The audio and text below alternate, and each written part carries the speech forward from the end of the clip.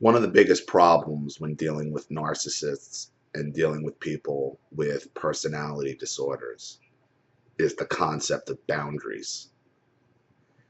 In that, people with personality disorders and narcissism don't even understand the concept of a personal boundary, nor can you even explain it to them. Like, this is my personal space. There are certain things you don't do.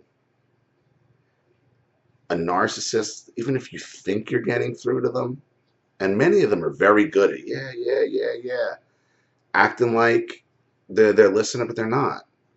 They're yesing you to get you to be quiet.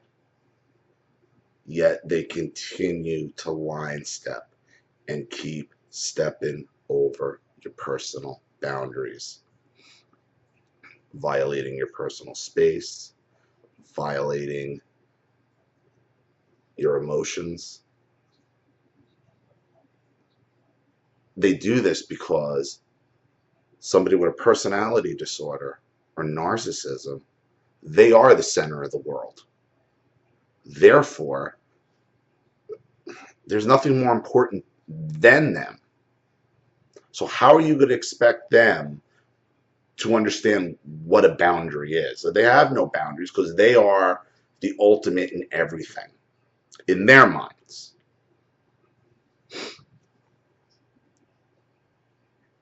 It took me a long time to get to where I am, to how I was able to go no contact.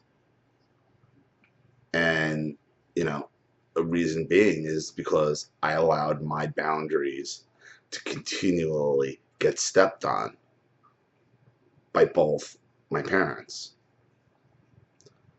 The first time I tried to go no contact was back in 1998. I was 25 years old.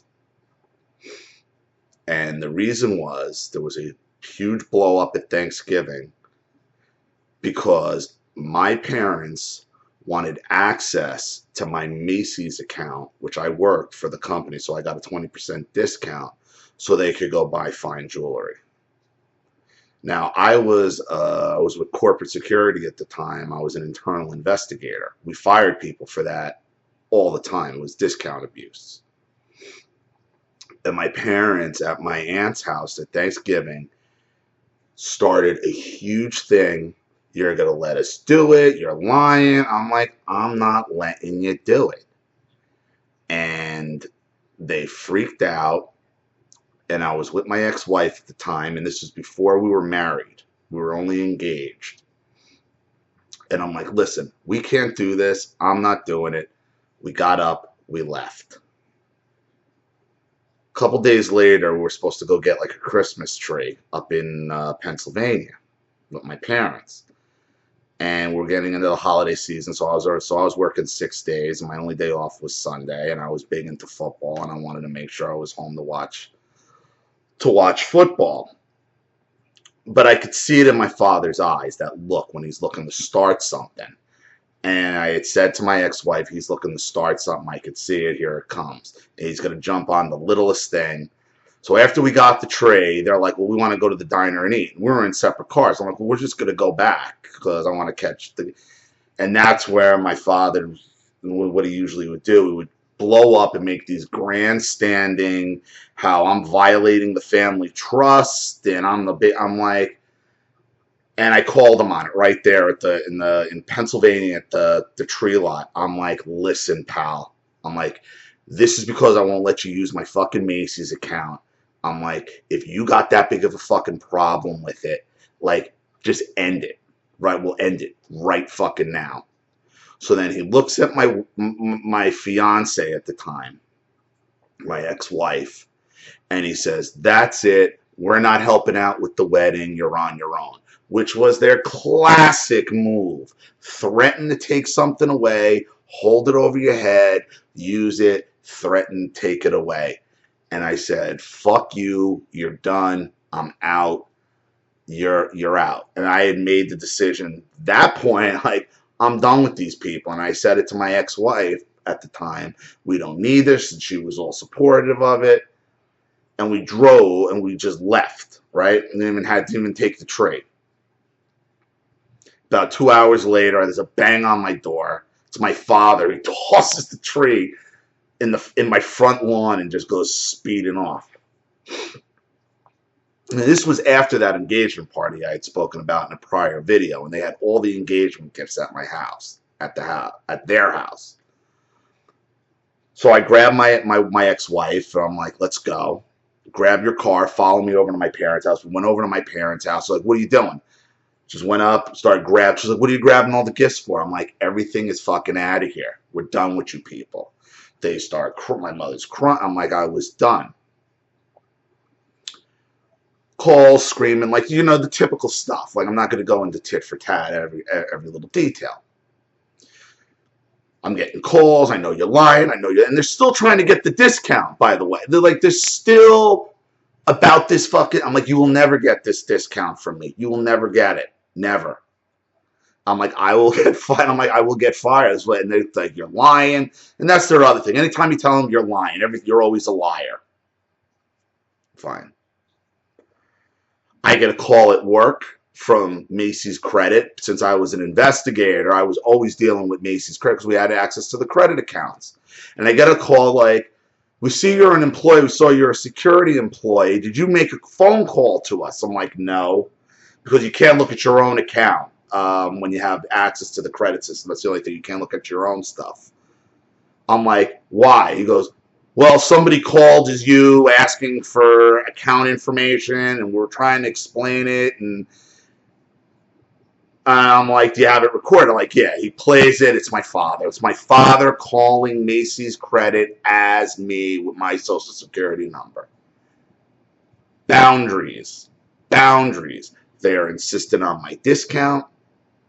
He thinks he has the right to just call up as me to Macy's Credit, to my job. Still won't listen. So,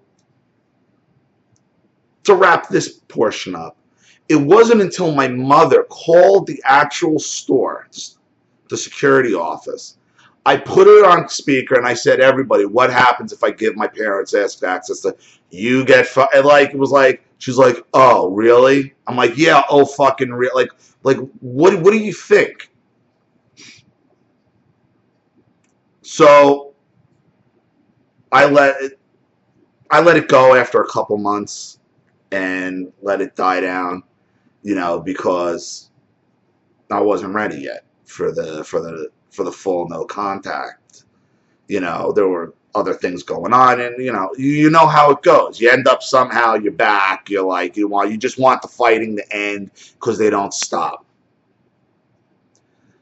But I told my father, you can't do this to me. So everything was kind of copacetic for a couple of years till we bought our house, and my ex-wife got pregnant with my daughter. And I'm getting to the second time I tried to go no contact. So when we found out when my wife found out ex-wife found out she was pregnant, her parents happened to be up from South Carolina because they relocated down. They happened to be up for her cousin's wedding. And that's right around the time we found out. And my parents had come over to the house. And my father said we should split. We'll take care of the baby furniture. My father was great for making grand proclamations in front of people. And then behind the scenes, changing the fucking details. So my father's like, we'll take care of the baby furniture. You take care of the shower or something. I was like, okay. And at that point, I pulled my father out of my dining room into my living room. And I pulled him literally like this. And I said, listen, if you're going to buy the baby furniture, then you're going to buy the baby furniture. You're not going to half-ass it. You're not going to pull any of your fucking bullshit. I'm like, no, this is my grandchild. Oh, no, Matthew, come on, Matthew. I'm just saying, Dad. I'm just saying. And I told him. I'm like, no. So a couple months later, we go out to look at baby furniture. We're going out to look at baby furniture. And we were going to get a crib, and we're going to get a crib, a glider, a changing table, and a bookshelf. And my mother, right there on the way there, is like, well, what do you need all that for? All you need is a crib and a changing table. And my wife was about to, and I just grabbed her knee.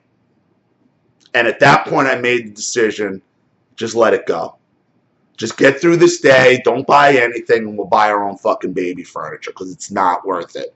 I didn't want it at that point. Even though I'm like, no, I'm not doing this. I'm not doing this. I'm like, I'm done.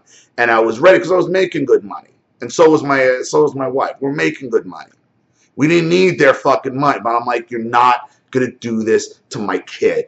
It wasn't even about me. Like once my wife got pregnant, like that protective father thing kicked in. And I'm like, you're not going to do this to my daughter. You're not. You're not going to be this kind of fuckface to my kid. And I just was fine. And I tried to be, not to let on to her, to him, that I was, but my ex-wife, no, when she was mad, that was it. There's no stopping it. It's like a pull toy, and it's gone. And no. And she hated my parents then, which is why what's going on now is so unfucking believable. They hated her. So she made it clear that this wasn't happy. And my father afterwards, like, what's the problem? What's the problem? Like, and I could see, shit, he's setting this up again. He's setting this up again. And this was right after Christmas. And at the time we were going in, and right after Christmas you go into inventory in retail. And my father was like, I'm like, Dad, don't even worry, Dad. I'm like, whatever. I'm like, it's fine. Don't worry. It's fine. But I could see him trying to pick a fight. Because what he would like to do was he would pick a fight, explode, try to like scare you into thinking, like intimidate you into doing what he wants you to do. And I wasn't going to give him the fight that he wanted. I just wasn't going to do it. I was 30 years old. I was living in my own house. I didn't need this. I had a kid on the way. I just wanted my daughter to be born. That was it. That was it. And I just had like the countertops put in the kitchen, and I was working overnight on the inventory, and my father's like, I want to come and finish the molding.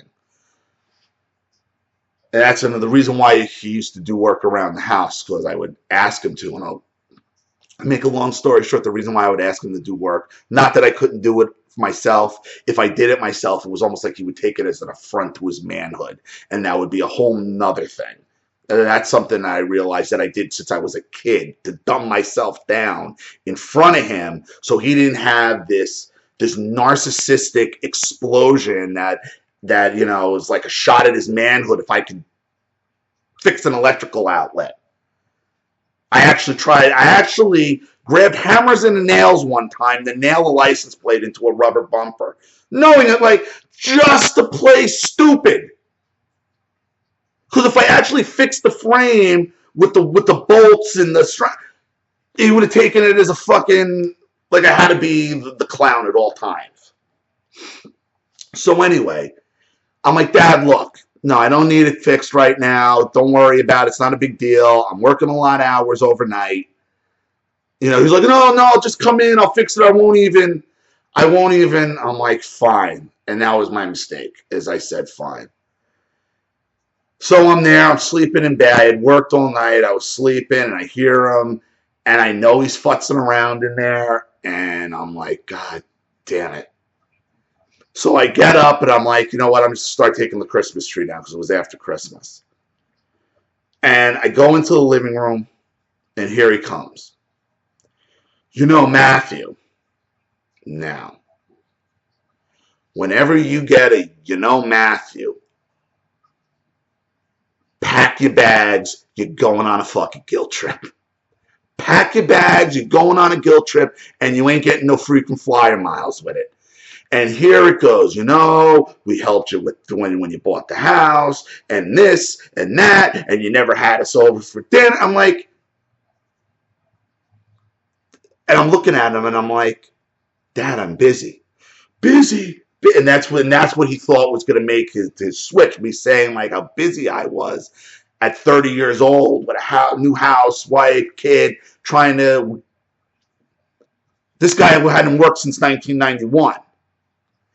Busy, you motherfucker, and I'm done with the baby furniture. I'm like, I don't need your fucking money, dude. Get out. And I threw him out of the house.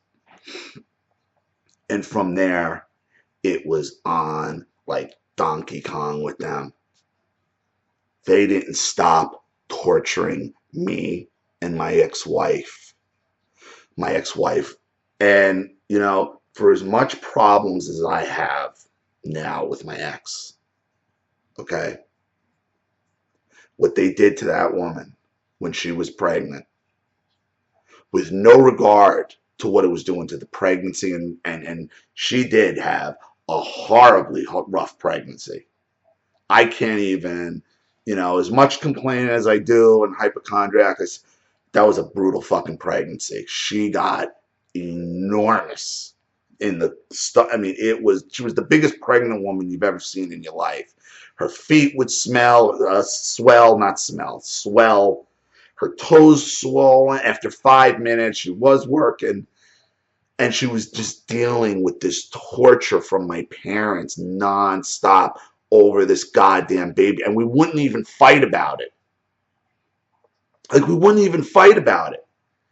And my father got to the point where he was writing letters. And my father's famous for writing these letters, all of which I have, by the way. This is going to be another great video. But that's how I got hooked up with my therapist in New Jersey. You see, my therapist in New Jersey started off as my mother's therapist.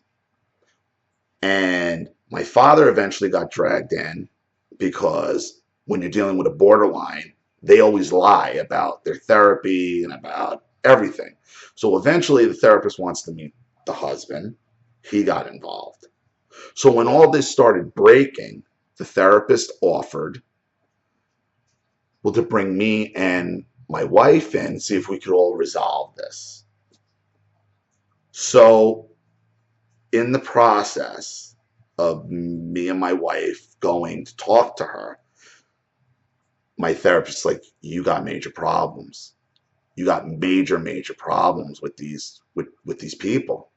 Like your mother, this is where I found out my mother has borderline personality disorder and my father has narcissistic personality disorder. She's like, I need to help you. You need to really set up boundaries with these people. And this was with me and my ex-wife were patients of the same therapist, which my mother brought. It was all on the up and up because my mother brought us in. Fast forward a couple months, we get to the part where it's a group setting, where it's me and my mother and father and wife. Or for some reason, my wife wasn't at this session. And I told my mother how I really felt about her. And I told her, I don't like you. I don't love you. You personally make my fucking skin crawl, the sight of you. And my mother, thinking she was going to be slick, she said, I'm audio recording this. So she had this tape. I'm like, I have no problem. Audio record away. Every time something was said that she didn't like, she would pop up out of the chair, run across, grab it, and stop. I'm like, who are you going to play this for? As it stopped. And like, what? But my mother's this crazy. She thinks in her mind that she could fool somebody with this. So my mother's like, you take that back. I'm like, no. She's like, no? I go, no. She gets up in the therapist's office, comes across the room, and goes like this. And I flint, and I was just like this, like same as I always was when I was a kid. And my mother goes, you see, I can still make you flinch. And the therapist goes, what? And right there, my mother like snapped back, like, holy shit, and realized where she was, and goes and grabs the thing, and like, no, no, no, no. Like the rest of it was a double session. The rest of the thing was just, it ended up with my father storming out, my mother storming out. And the therapist said, if she would have touched you, she would have went to jail. She's like, I'm contemplating whether or not to still call the police. I've never seen anything like that.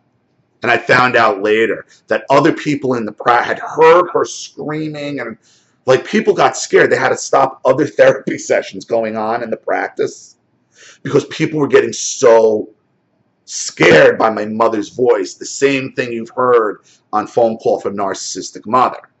Okay? It ended up, my parents ended up being case studies in that practice on how to deal with these type of people. It's just, so, my parents were doing stuff like, blaming my ex-wife for everything, saying how horrible she was at the bridal shower. And I still let my mother come to the baby shower. And that's just the crazy. Like, I still let her come to the baby shower. And then they says at the baby shower again, oh, how horrible my ex-wife acted, and she disrespected the whole family. And at the time, I'm like, what do you mean she disrespected the whole family? Where it should have been like, who gives a fuck? My whole family's a bunch of douchebags anyway, and they've never been there for anybody but themselves. But it didn't happen. See, it's always these intimidation tactics over and over and over and over again. Lies and manipulations. Which is why it's just so fucking baffling now. Because there's a lot of stuff that I am not talking. Because it's just, I could go on for literally, I can make an 8-hour video just on her pregnancy and the shenanigans that went on. The letters, my ex-in-laws calling them on their bullshit. My father-in-law who passed, and I do feel bad that he passed. Calling my father the greatest salesman he ever heard. Because it's just all lies and bullshit. So the fact that they're supporting my ex-wife now is just, they could have cared less if they drove my ex-wife to a miscarriage. It was that bad. I mean, we were afraid she was going to have a miscarriage. It was horrible. She was crying and that's why I finally just surrendered. I surrendered at that point, and I said, no, I'm like, fine, whatever, we'll go, whatever. And I kept them at an arm's distance after my daughter was born, and they were still, once again, as soon as my daughter was born, stepping over boundaries, trying to dress her in different, like behind our backs, like stuff they bought her, and then like one when she's sleeping, like typical, like some of that's kind of normal grandparent shit, but it was like it never ended. And that stretch was very short-lived because then my brother started having his issues with them. So then me and my brother went back to the same therapist to try to deal with boundary issues going forward. And that's where, when we went to go talk to them after a couple therapy sessions together, went to go talk to my parents, and the big explosion, they blamed me. My father told my brother, when my brother said to him, when I was going in for surgery, and I was talking to the doctor's about to tell me what's going on with my surgery, you stepped in front of the doctor and started telling him, doc, I have this thing right here, and, as they're about to wheel my brother in for surgery, and this is what he's telling him, and you're talking about your freaking problems, and you don't think you got, and that's when my father then does what he normally does, snaps, tells my brother, you should have died on that slab. For telling him what? You were inappropriate when I'm trying to should have died. That's what the narcissist does. Like when you get them down and you scrape them to that raw nerve, and that raw nerve is exposed, that's when they get their nastiest. My brother ended up bouncing to Denver a couple years later. my issues with them continued. I stayed kind of very far away from them for about another year, for about a year and a half. And again, I let my guard down as things, because I didn't want to deny my daughter their grandparents. Like, everything was always so fucked up for me. I didn't want to be that fucking guy. And it ended up burning me. Because if I just would have cut it earlier, things would have been probably different. You know, I don't know about, not about the divorce, but amicable. If I could have just separated from them. And then, you know, when I got the divorce and the things that went on is when I find like that was it. When they started supporting my ex-wife is when I had to cut contact. And then I went back to that same therapist when I was going through my divorce. And to show you the last boundary, show how no boundary will not ever be crossed. As I'm going through this divorce, you know, as you would imagine, you know, a lot of depression, a lot of things, a lot of your family turns against you, and you're trying to figure out so much, because the therapy changed so much from when I first started seeing this woman at 30 and then 36, the 6 years of what I understood about narcissism, about personality disorders, and what was actually, and I think it changed for her too, the therapist. And she really was an excellent, excellent therapist. But I come in for a therapy session and she looks frazzled. She's like, before we start, I got to tell you something. I'm like, well, what's up? I got a letter from your father. One of Brian's famous letters, which I got a copy of as well. I'm going to read the letters one day. In the letter, it says, you know, how unethical she is as a therapist and what she's doing. She's screwing me up. And if she better stops, then he starts with his threats. You better stop seeing them, or we're going to take legal action, and the mountain of threats and this and that. And at this point, you know, I'm paying for her services. She's my therapist. They haven't been to her in 5 years. So she had nothing, no expectation of pride. They had nothing. And the fact that they started me with her to begin with through the whole thing, there's nothing to sue her. Oh, everything's completely legitimate. So I said to her, I'm like, so you don't want to see me anymore? And she's like, well, why would you think that? I'm like, well, what do you think? And she's like, I am enraged. I'm enraged for you. I'm enraged as a professional. I am enraged. She's like, this is a sanctuary, you know, like this is the violation of trust. And it was pretty much where that's where she's like, you really need to get far away. And that's where the seeds of moving to Florida really kind of were laid. I always wanted to move here, but she was just like, there's no boundary they won't cross. They don't get it. They don't understand. They threatened my therapist. Who does that? Who does that? A narcissist, or somebody with borderline or somebody with a borderline personality. That's who does it. I know I could be kind of a one-trick pony about the no contact, but I'm sure if you think back, how many times have your boundaries been violated by these people and they don't even give it a second thought? They don't even give it a friggin', like it doesn't even matter. You don't even matter. Like you're not even a person. I've said it once, I'll say it 1,000 times. You got to stay strong, and you got to cut these narcissists out, because they are a cancer.